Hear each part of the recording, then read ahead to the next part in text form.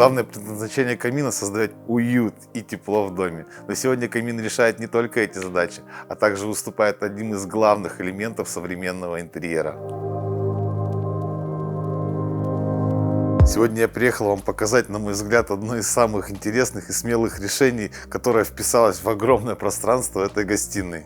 В этом зале камин разделяет пространство на две зоны. В сочетании с необычной отделкой из кирпича ручной формовки он выглядит как самостоятельный и довольно яркий элемент интерьера. Вкратце хотелось бы рассказать немножко о оборудовании, которое здесь установлено. Сердцем камина является, конечно, топка. Это немецкая топка Sparterm. Она двухсторонняя. И с другой стороны можно поднять стекло в зоне отдыха и видеть, наблюдать открытый очаг, использовать его как открытый камин. Здесь же оно не поднимается. Здесь можно просто наблюдать за огнем со стороны гостиной.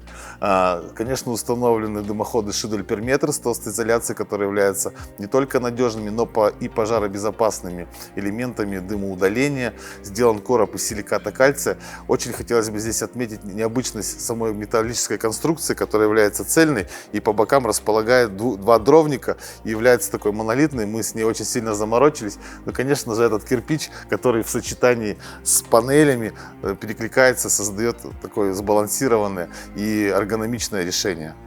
Для нас это стал флагманский проект, в который вложена не только душа, но и сердце.